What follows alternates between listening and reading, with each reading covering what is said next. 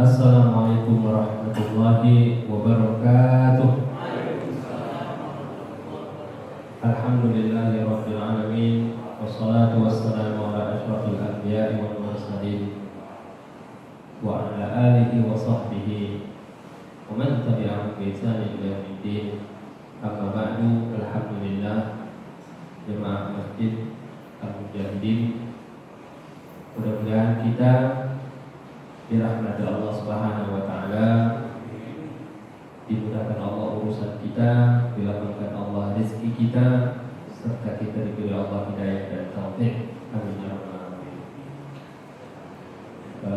Pengajian kita pada malam hari ini melanjutkan kitab Bulughul Maram.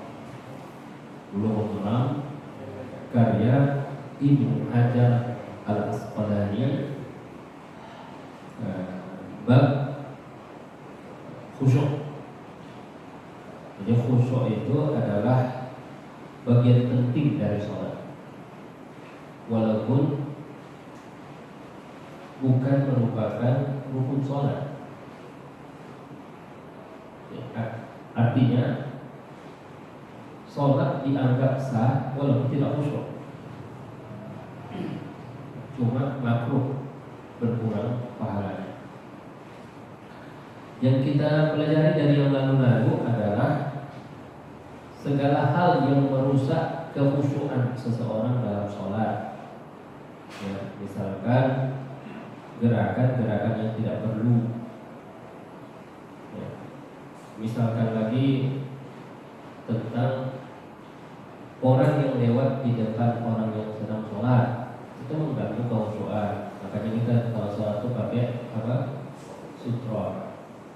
Ya. Kemudian ada juga yang kita bahas adalah tentang gerakan-gerakan yang membatalkan dan juga gerakan-gerakan yang tidak membatalkan. Kali ini jemaah sekalian adalah berkenaan dengan yang mengganggu kekhusyuan dalam sholat. Apa itu? Masalah meludah. Ya. Jadi di sini dikatakan begini, kadang-kala ketika sholat ada sesuatu dalam mulut kita yang harus kita keluarkan, sisa makanan, atau tiba-tiba air ludah tuh tiba-tiba banyak dan nggak bisa lagi ditelan, harus dikeluarkan. Jadi itulah yang akan kita bahas dalam kesempatan ini. Dalam hadis ini dikatakan, inna ahadakum idza qama fa innallaha tabaraka wa ta'ala qibala wajhi. Sesungguhnya salah seorang kamu apabila berdiri melaksanakan sholat, maka Allah Subhanahu wa taala berada di hadapannya.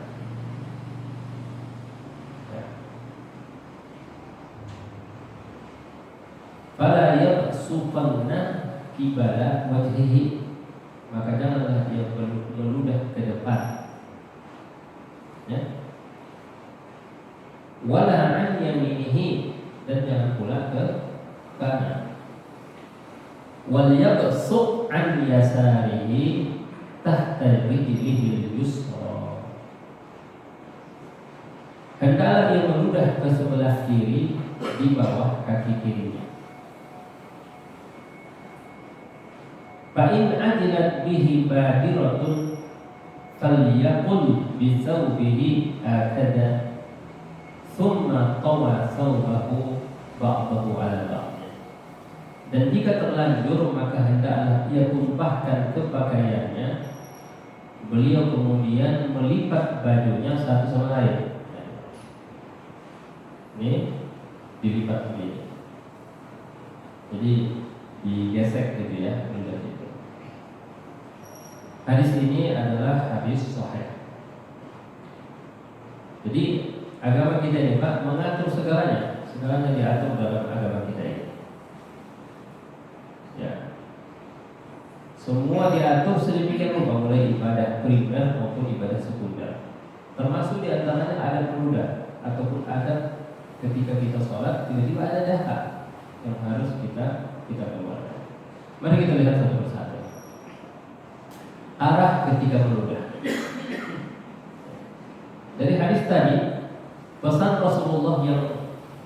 harus kita garis bawahi, adab menunda ketika sholat tidak boleh ke arah kiblat. Tidak boleh ke arah kiblat. Selain ke arah kiblat masih bisa ditoleransi, asalkan sholatnya tidak di dalam masjid. Kenapa? Kalau sholat di masjid, ngotori masjid, nggak boleh. Masjid itu harus dalam keadaan bersih. Jadi ini ceritanya sholat di rumah. Sholat sunnah kita sediakan di rumah. Jangan meludah ke depan, jangan meludah ke kanan, tapi meludahlah ke kiri.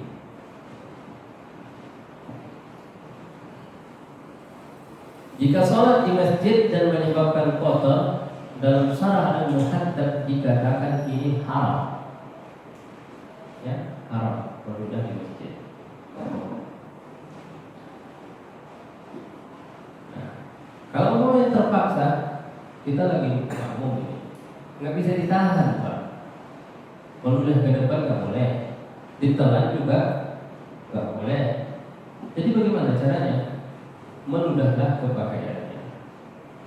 Pakaiannya meludah, kemudian dilipat. Maksudnya dilipat biar ludahnya itu gak jatuh ke bawah, biar nempel di pakaiannya.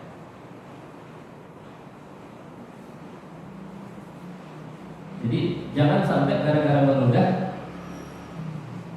sholatnya berhenti, gak boleh.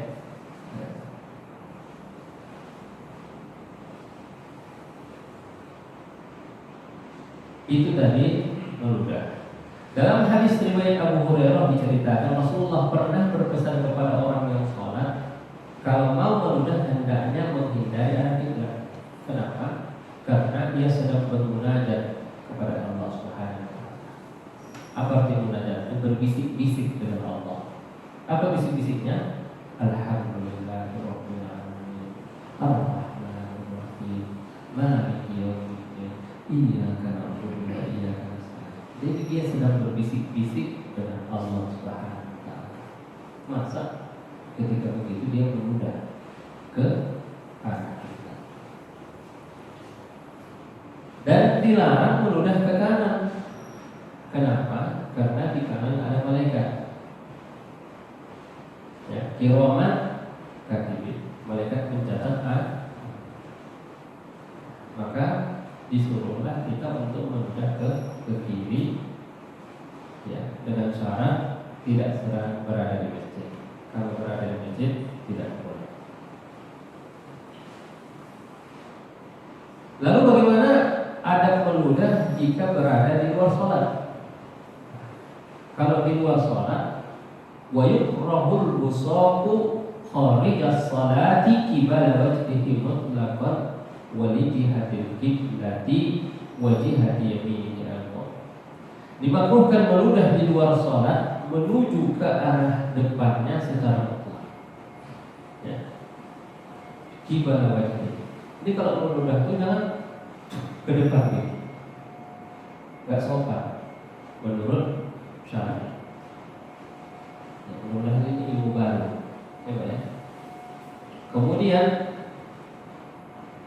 ke depan itu maksudnya ke depan walaupun dia menghadap ke timur, ke barat, ke utara, ke selatan, yang penting jangan menghadap ke depan. Oke? Yang kedua, jangan menghadap ke kiblat. Kalau sedang menghadap kiblat dia, ya, hendaknya dia meludah itu ambil ke arah kiri, ya. Ataupun menghadap itu. Kemudian satu lagi adalah wajihati yaminihi aidan, dan juga arah sebelah kanan.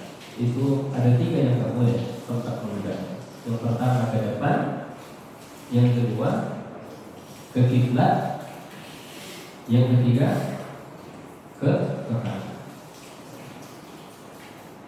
Itu rujukannya Syihabuddin Ahmad Al-Qayyubi dan Umairah Hasyiyatan. Ya, ada dalam buku fikih Syafi'iyah dijelaskan. Kesimpulannya dapat disimpulkan ada meludah jika dalam sholat makruh ke arah kiblat dan kanan, adapun di luar sholat makruh meludah ke depan, ke kiblat dan ke kanan. Sedangkan meludah yang mengotori masjid atau mengenai benda milik orang lain hukumnya haram. Meludah di masjid, satu, masjid kan milik umat, sekolah.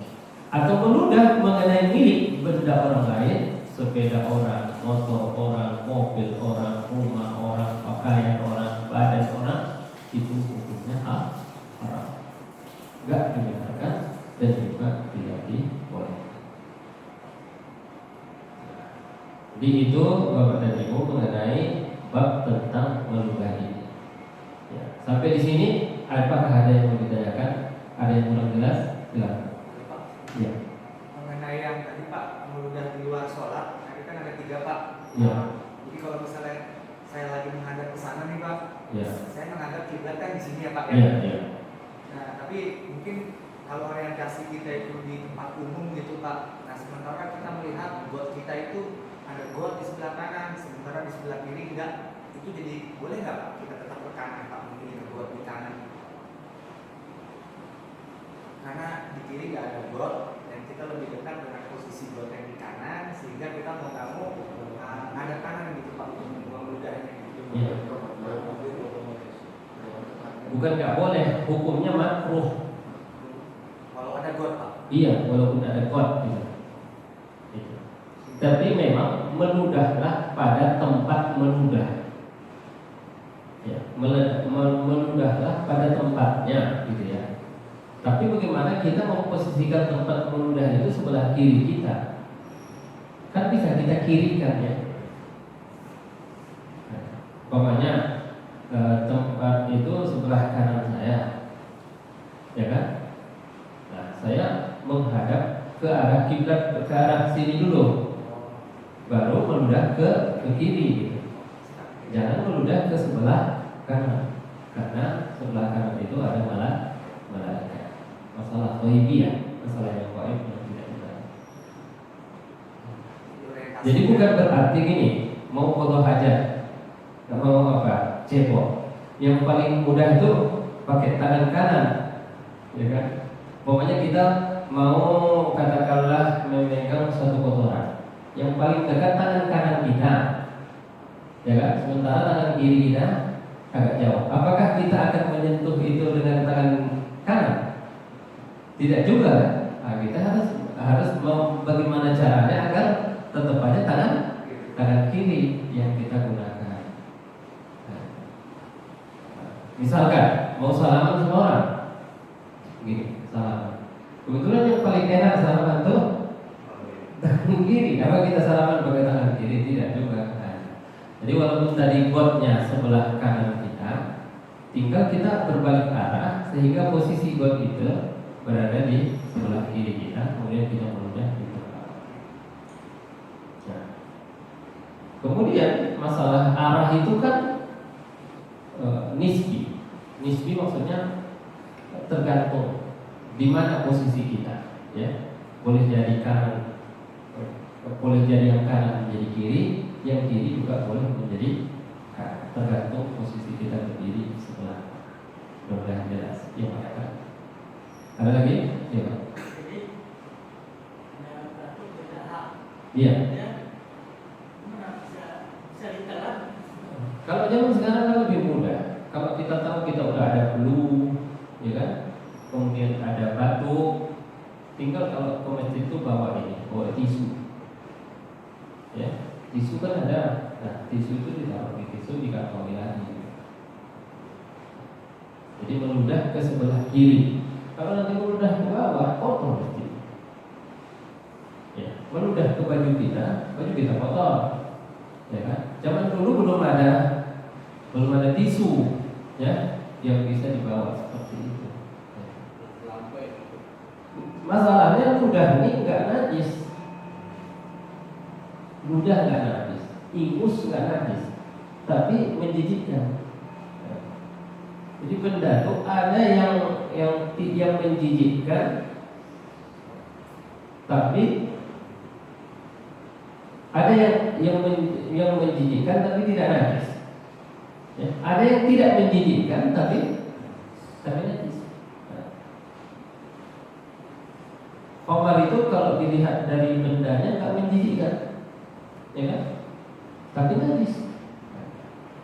Sementara ludah, ingus, kotoran hidung, kotoran mata menjijikkan, tapi tidak najis.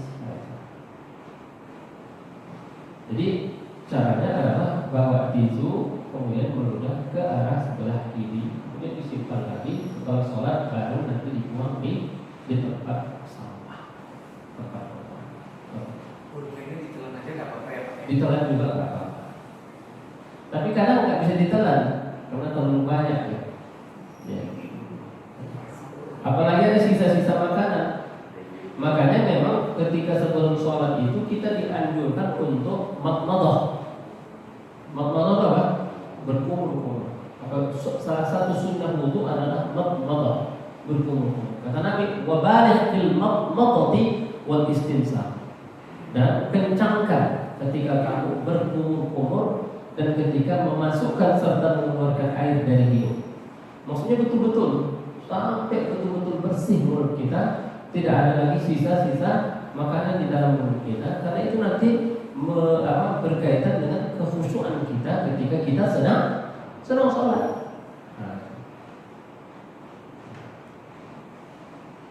Sedikit lagi boleh? Ya, ya. Masih kaitan sama cairan gitu Pak ya. Kadang ada orang yang punya penyakit reflux Pak. Jadi makanan yang naik lagi ke atas dia mungkin tapi nggak keluar secara full Pak. Dan nggak keluar sampai gitu, tapi agak keluar sedikit ditelan lagi. Itu dari sudut sholatnya sendiri apakah sudah batal? Apa karena ditelan lagi gitu Pak? Apa masih tetap boleh lanjut? Itu dalam kitab Fathul Mu'in ada dijelaskan itu masalah makanan yang keluar. Kalau dari atas dada ke sini itu enggak membatalkan sholat. Tapi kalau udah dari bawah sini yang keluar, maka itu membatalkan sholat. Kenapa najis? Kalau udah dari bawah dada ke bawah keluar lagi najis. Kalau dari atas dada ke atas itu tidak membatalkan karena tidak dianggap najis. Karena kan gitu, karena kekenyangan makannya dan ini agak keluar sedikit gitu ya, kerasa itu memang keluar dari dalam, ditelan lagi nggak batal. Ya. Muntah itu najis, ya. Tapi gumoh tidak. Tahu gumoh Pak ya? Yang keluar dari mulut bayi. Jadi yang keluar pun dari mulut kita kalau baru sampai di dada enggak najis. Tapi kalau udah di bawah dada, tapi udah betul-betul masuk kemudian keluar lagi, itu namanya qaidun, muntah. Maka itu udah najis. Iya Pak. Kita boleh menggunakan pendidikan orang lain. Iya. Kemudiannya ada batasan, misalnya kita jalan, itu kan juga di Indonesia kan jalan memang sebelah kiri ya. Iya.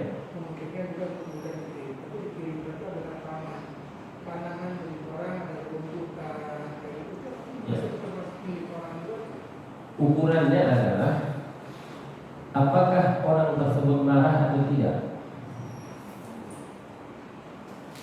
Makanya buah orang yang di pinggir jalan itu diambil kalau umpamanya diambil seandainya dia tahu dia nggak marah, maka itu boleh diambil sebetulnya. Ya. Jadi ini orang kalau meludah seperti itu marah atau tidak? Gitu. Kalau dia marah, ukurannya marah atau tidak? Kalau dia marah berarti haram. Kalau dia tidak marah berarti tidak haram. Yang paling kita maksudkan itu misalnya meludah ke orang gitu ya. Meludah ke orang ini bukan hanya masalah ludah itu menjijikkan, tapi meludah itu menghina dan merendahkan, kan gitu ya. Kalau meludah sama orang itu dianggap seperti merendahkan. Maka tidak ada.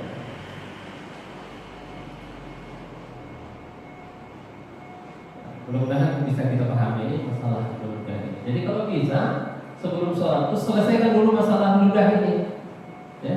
Selesaikan dulu masalah ludah ini. Kalau kumur-kumur, ya, sebisa mungkin kalau bisa jangan meludah pas waktu sholat.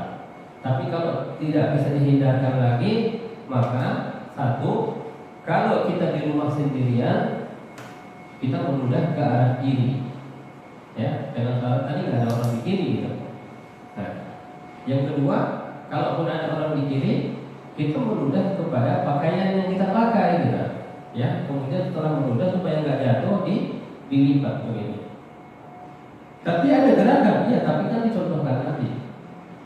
Kalau dicontohkan Nabi itu berarti gerakan itu adalah gerakan yang legal. Kalau tidak dicontohkan Nabi berarti gerakan itu gerakan yang ilegal.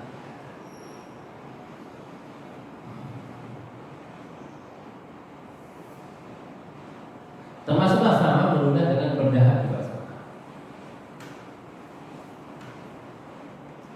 Kita lanjutkan jemaah sekalian. Wa anhu radhiyallahu anhu qala kana kiramun li Aisyah radhiyallahu anha satarat bihi janib baitiha. Dari Anas radhiyallahu anhu dia berkata, adalah tirai milik Aisyah radhiyallahu anha menutupi bagian dari dinding rumahnya. Ini rumahnya kemudian dindingnya mungkin kurang bagus, ditutuplah pakai tirai. Faqala laha Nabi sallallahu alaihi wasallam, amiti anna kiramaki hada. Kata Nabi, jauhkan dari kami, ya, tiraimu ini. Ya, saya tak mau ada tirai ini di sini, kata Nabi. Fa innahu la tazalu tasawiruhu ta'ridu li fi salati. Karena sesungguhnya gambar-gambar yang ada di tirai itu, ya, muncul dalam benak dan pikiranku ketika sedang sholat. Dia mengganggu ke khusyuk. Rawahul Bukhari. Wattafaqu ala hadithihima fi qissati ambijaniyati Abi Jahal wa fihi fa innaha al-hadni an-salat. Dan keduanya sepakat pada kisah Ambijaniyah. Ambijaniyah itu kain yang berasal dari Ambijaniyah milik Abi Jahal yang diminta oleh Nabi SAW. Kenapa? Karena kata Nabi, kainnya Aisyah tadi, tirainya Aisyah itu mengganggu kehusuanku dalam sholat, mengganggu kehusuan dalam sholat. Nah, pertanyaannya, bolehkah memakai pakaian yang bagian belakangnya ada tulisan ketika sholat? Ada partai kuning, ada partai merah, ada partai biru, ya kan? Boleh nggak dipakai itu ketika kita sedang sholat? Ya, bagaimana hukumnya? Ya, itulah nanti yang akan kita bahas di sini. Jadi sebenarnya seseorang yang hendak sholat memakai pakaian bersih dan tidak bergambar dan tidak ada tulisannya. Ya, mohon maaf itu yang pakai sarung yang merek-merek bagus itu dibalik aja pakai. Takut kebaca sama orang yang berbelakang. Sekarang sering ditaruh di belakang ya Pak. Iya. Khususnya bagian belakang, karena hal itu mengganggu konsentrasi sholat orang yang di belakangnya. Coba kita lihat, adalah kebiasaan yang tidak baik yang dilakukan oleh beberapa pemuda atau kelompok Islam yang hobi menggunakan pakaian baik berupa jaket, ya kan, kaos, rompi yang menampakkan atribut-atribut, syiar-syiar, simbol-simbol, kemudian digunakan untuk sholat. Baju organisasinya, ya, baju persatuan olahraganya, ya, baju majelis Rasulullah juga, ya, termasuklah itu. Baju pengurus masjidnya juga, ya, ada juga kan ditulis-tulis itu, pengurus masjid, ya. Semua yang ada tulisan-tulisan itu, pokoknya itu semua mengganggu dan merusak kekhusyukan orang yang sholat. Makanya kalau terpaksa mereka menggunakannya karena suatu kepentingan, sebaiknya waktu sholat dilepas. Kecuali lah pula kalau bajunya cuma itu, nanti kalau dilepas nanti pakai kaos dalam aja dia itu lebih mengganggu khusyuk lagi. Kalau itu, nah kalau itu nggak perlu dilepas lah. Ya. Karena sholat perlu kekhusyuan dan semua orang di hadapan Allah adalah sama, jadi tidak ada perlunya membawa iklan, simbol dan segala atribut dalam ibadah kita. Jadi jangan lagi ada kalau sholat bawa atribut PDIP, PKS. Apalagi kalau PKI gitu ya, nggak boleh bawa atribut ya. Itu Muhammadiyah, NU, FPI, HTI dan lain-lain nggak boleh bawa itu ketika sedang sholat. Pasti orang yang belakangnya nggak khusyuk sholat, ya terganggu. Pak sedikit Pak. Ya. Terkait sama ini Pak. Jadi ini makruh ya Pak ya.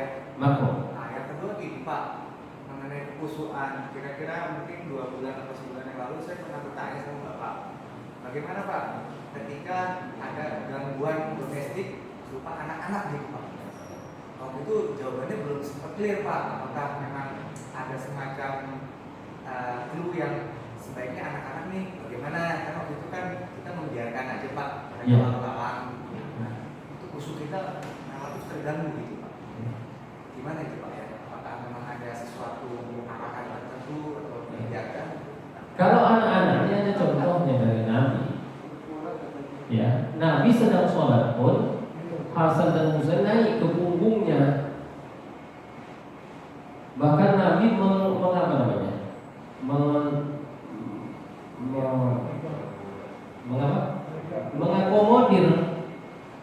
mengakomodir keinginan anaknya, cucunya itu untuk bermain-main di pundaknya. Jadi khusyuk itu bukan menurut gambaran kita. Jadi nggak boleh, perasaan saya khusyuk itu begini, tidak. Khusyuk itu adalah apa yang dicontohkan oleh Nabi SAW. Menurut kita kan kalau menggendong anak nggak khusyuk waktu sholat, ya. Menurut kita, tapi menurut hadis itu khusyuk. Karena Nabi sendiri menggendong Umamah, ya, cucunya yang dari Zainab, digendong Nabi waktu sholat. Berarti batasannya itu Pak, kalau itu tadi menggendong mungkin kalau saya pribadi sih juga nggak merasa itu nggak khusyuk Pak ya. Maksud saya gini Pak, anak kecil yang nyanyi-nyanyi atau Pak dia lari-lari di saf kita bolak-balik itu gimana Pak? Apakah termasuk yang tidak mengganggu atau bagaimana Pak? Memang ada hadisnya, jannibu masajidakum, jauhkanlah masjid kamu dari anak-anak. Anak-anak itu dimaksud anak-anak yang belum mumayyiz sebetulnya. Satu, ataupun anak-anak yang nggak bisa dikendalikan sama orang tuanya, seperti itu. Tapi kalaupun itu terjadi, semacam tidak ada dalil yang sharih untuk mengusir mereka dari masjid. Seperti itu pula masalahnya. Menegur boleh Pak? Menegur boleh. Jadi kepada bapak-bapak yang membawa anaknya, mohon anaknya supaya dikendalikan. Tapi kalaupun tidak, jangan gara-gara itu menyebabkan rusaknya apa? Ukhuwah. Ya, gara-gara itu terjadi cekcok, perkelahian ataupun kebencian ataupun dendam. Gak boleh. Masalah ini masalah kecil. Masalah anak-anak ini lah khusyuk itu sendiri nggak wajib kan? Bukan berarti kalau anak-anak itu lari-lari di depan kita sehingga sholat kita nggak khusyuk, lalu sholat kita itu batal. Di sini ada dua hal, khusyuk itu penting, tapi kasih sayang kepada anak kecil. Kalau kita marah-marah sama anak kecil itu, berbekas nggak di benaknya? Dia jangan sampai anak-anak itu di dalam benak dia, wah masjid itu serem, nggak mau lagi ke masjid nanti. Nanti kalau kita mati, siapa yang menggantikan kita untuk datang ke masjid? Siapa yang akan mengurusi masjid? Jadi batasannya lebih bagus kita bicara sama orang tuanya setelah sholat gitu ya. Ya dibawa dengan silaturahmi, ya, dibawa dengan komunikasi yang baik. Karena masalahnya bukan masalah haram, ya, bukan masalah haram. Kadang-kadang kita ini karena cocok dengan keinginan kita, yang makruh pun kita anggap kayak haram ghalazah gitu, haram itu, haram. Kita anggap kayak dosa besar gitu ya, karena cocok dengan keinginan kita dan kemauan kita gitu. biasa saja. Itu biasa saja. Tidak ada nas yang sorry. Kalau ada nas yang sorry, ya, misalnya jangan bawa anak-anak ke masjid, ada hadisnya begitu. Iya. Ya. Jadi lebih banyak persuasi ya Pak ya. Iya, persuasi, tapi jangan sampai menyebabkan retaknya ukhuwah dan persaudaraan. Ukhuwah lebih penting dari sekedar mengamankan anak-anak kecil yang sedang berada di Jadi Pak, Ya. saya sudah pernah Pak ada kejadian saya ajak bapaknya itu, jadi anaknya itu memang selama kita lagi sholat itu nyanyi dan berisik dan dia lari-lari Pak di sepanjang shop itu kayak ular tangga. Jadi Ya. setelah sholat itu saya lihat ayahnya, saya itu baik, saya ajak ngomong baik-baik, tapi saya malah dimarahin Pak. Itu berarti yang tingkatan kita itu kalau udah di situ itu bagaimana Pak? Apakah kita Ya. pasrah aja Pak? Namanya juga kita berdakwah, Pak. Berdakwah itu ada orang yang berada di bawah kekuasaan kita. Anak kita bisa kita marahi. Tapi kalau orang lain, nggak mungkin bisa kita marahi, Pak. Kalau kita saya nggak marahin Pak. Iya, maksudnya kita hanya sebatas menegur. Ya, Kemampuan kita, batasan kita cuma sampai teguran. Lebih dari teguran tidak bisa. kalau orang tuanya marah Pak, yang kejadian saya itu saya menanggapinya kalau saya marahin lagi itu bagaimana? Kita nggak bisa mengendalikan orang. Yang bisa kita kendalikan diri kita. Itu udah resiko. Resiko amar ma'ruf nahi munkar itu kadang-kadang kita dimarahi orang, ya kan Pak? Kadang-kadang kita dibenci orang, kadang-kadang orang nggak suka sama kita. Itu nggak bisa kita kendalikan. Itu udah resiko. Ya sabar aja lah. Berarti yang nggak tahu diri ini si ayahnya ini Pak ya berarti ya. Kita nggak bisa menilai dia nggak tahu diri langsung. Sebab boleh jadi dia nggak paham. Pakai dulu husnul dzan. Iltamisu li akhikum walau sab'ina udhra. Carikan dulu 70 alasan untuk tidak menuduh dia sebagai pelaku kejahatan. Carikan dulu 70 alasan. Oh, tafsirkan kalau mungkin begini, mungkin ini, mungkin dia nggak paham, mungkin dia nggak ngerti, mungkin dia dapat penjelasan lain, mungkin dia begini. Iya, memang berdakwah itu repot. Daripada nggak usah ditegur lagi ya Pak ya. Terus ditegur. Terus. Ya, nggak apa. Ya. Ada pendekatan, misalnya saya adalah orang pengurus DKM Ya. menghadapi situasi seperti itu, kebetulan kalau lah misalnya akan dikeluarkan dengan seperti itu, kita tahu tidak bisa tinggal di dalam itu. Kita coba mengenai, akhirnya coba mengambil seorang tua itu, ini merupakan nantinya. Terus kita pakai pendekatan misalnya ini Bapak Garuda Airlines. Ketika saat penerbangan ada penumpang yang bikin masalah, apakah dia mabuk dan sebagainya di pesawat, maka di destinasi terdekat itu diturunkan, laporkan daripada mengganggu dan membahayakan seluruh penumpang dan pesawat. Ya. Dalam konteks masjid, daripada mengganggu kerusuhan sekian banyak jemaah, DKM meminta bukan melarang, meminta seorang tua jangan bawa dulu anakmu ke masjid sebelum kamu bisa mengajari baik dan buruk. Boleh nggak? Kiasnya itu Pak apa? Kiasnya itu kias manfaat dia. Kiasnya itu masih berbeda kan? Kalau di pesawat memang membahayakan, bisa-bisa pesawatnya jatuh. Orang satu pesawat itu bisa mati. Tapi kalau ini hanya sekedar orang kurang khusyuk ada sholatnya. Ya, dan kurang khusyuk sholatnya itu, apalagi tidak ada dalil dari Nabi yang mengatakan kalau ada anak-anak ribut maka jangan bolehkan datang ke masjid. Gak ada masalahnya, gak ada. Ada memang hadis-hadis seperti itu, tapi itu dipermasalahkan sehingga terjadilah tadi khilaf di antara para ulama. Jadi sebijaksana mungkin kita menghadapi permasalahan seperti ini. Nabi itu kalau mau membahayakan, ya tegas Nabi katakan nggak boleh. Ya. Dan biasanya pendapat ulama qaulan wahidan, satu pendapat, tidak ada pendapat kedua, tidak ada pendapat ketiga, tidak ada pendapat keempat. Tapi masalah anak-anak ini boleh atau tidak dibawa ke masjid itu dua pendapat. Ya, ada mengatakan boleh, ada mengatakan tidak boleh.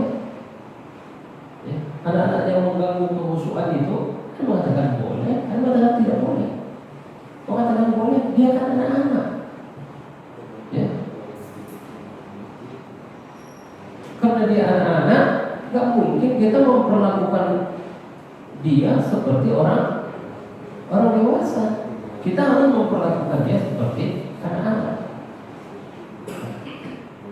Jadi di antara yang mengganggu kehusuan sholat itu Pak, kita sebutkan ya, misalnya orang lalu, orang melintas, berarti itu orang dewasa. Ya, satu. Kemudian apa lagi? Gambar-gambar. Ya. Nanti Pak kalau kita mempermasalahkan yang apa? Yang makruh-makruh, ya. Saya mau bahas nanti. Ini tulisan seperti ini hukumnya makruh di masjid. Tapi kan nggak kita baca Pak, kita kan begini. Iya, tapi kan orang di belakang kan bisa melihat. Iya. Bukan hanya itu, bukan hanya khot, tapi dekor. Nanti ada dibahas di sini. Masuk ke ini Apa? mimbar itu kan ada Dekor iya. Termasuk. dari budaya. Nanti kita bahas di sini insyaallah. Akan datang. Pak, tapi kalau misalnya masjid mengambil kebijaksanaan musyawarah bahwa anak-anak yang mengganggu itu sebaiknya disampaikan, berarti nggak salah juga ya Pak ya? Iya disampaikan apa? Namanya pembinaan. Namanya pembinaan itu disampaikan dengan kasih sayang, dengan lemah lembut, dengan bijak. Gitu. Di situ tidak ada hitam putih Pak masalahnya. Tidak ada di dalam urusan anak kecil itu masalah hitam putih. Kalau ada hitam putih gampang, nggak boleh, selesai. Jadi ikut paham yang tidak boleh nggak apa-apa ya Pak ya? Untuk pribadi, untuk diri kita pribadi. Maksudnya saya secara pribadi nggak mau membawa anak saya ke masjid, silakan. Tapi kalau ada orang membawa anaknya yang masih kecil ke masjid, apalagi anaknya diam, tidak berisik, oke. Kalau anaknya berisik, lari-lari tadi, kita pun hanya bisa sekedar menyampaikan dengan kasih sayang dan lemah lembut.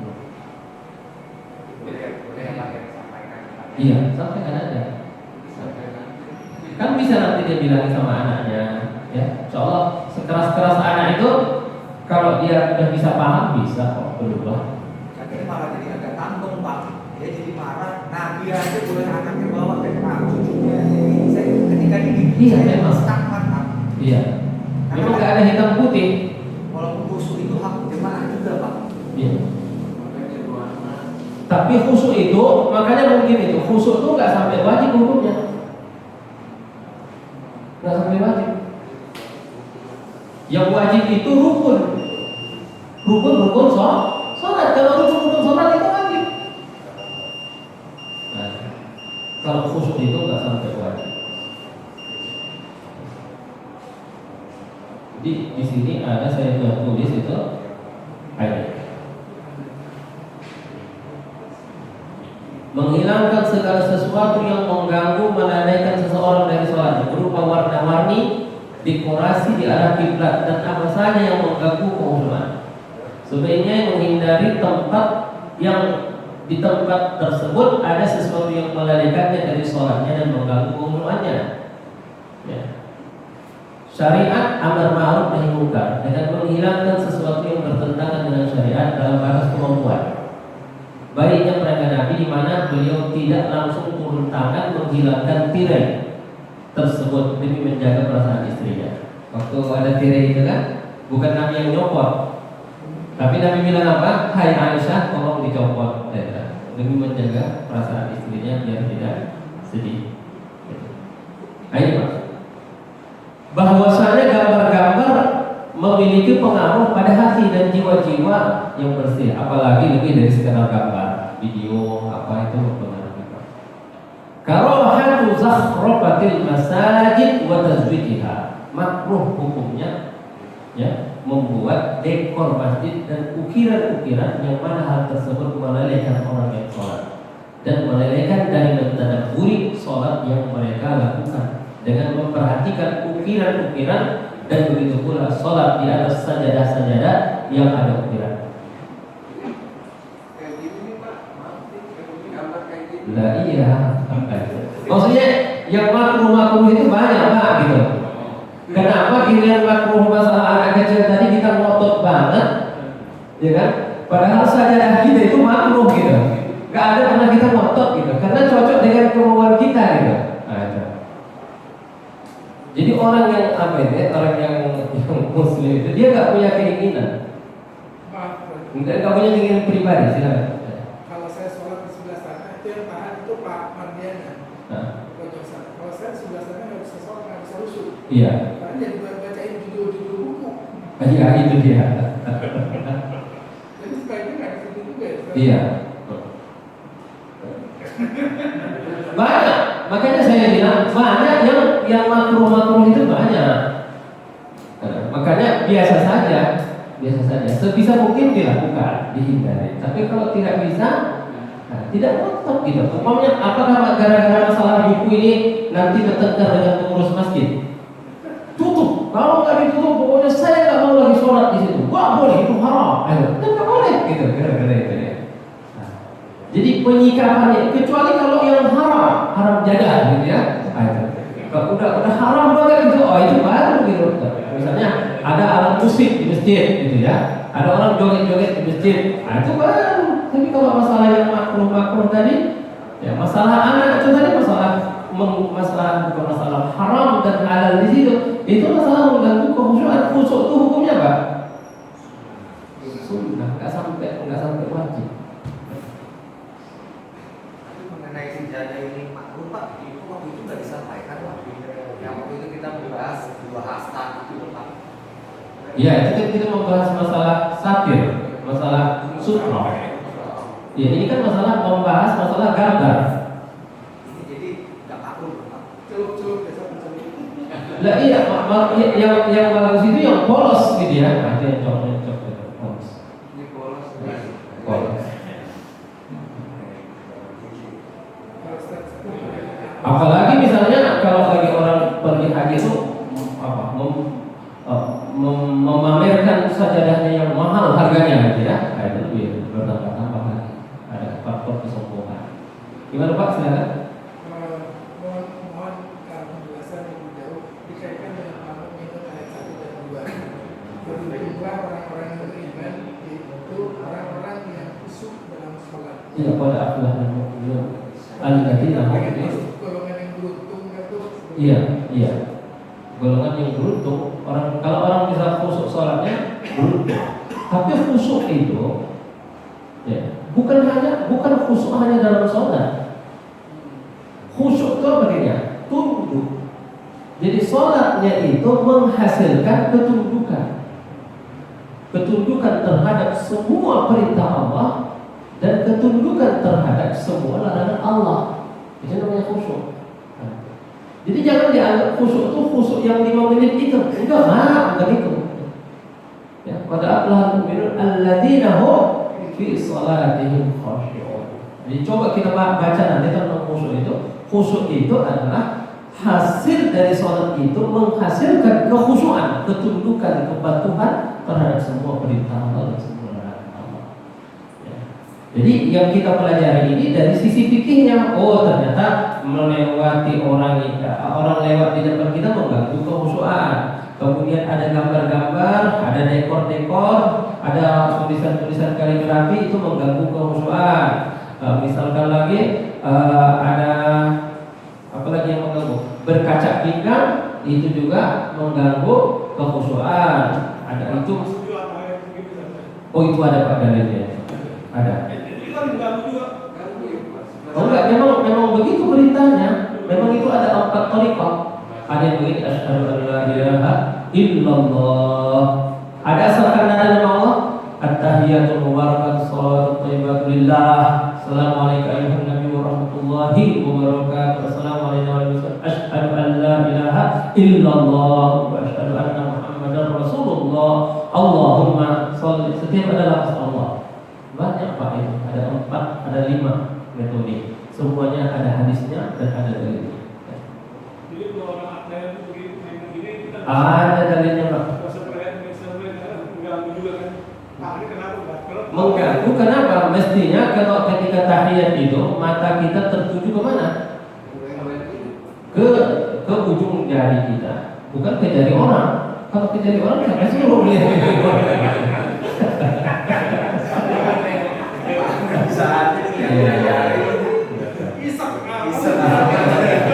Ya, kita cukupkan.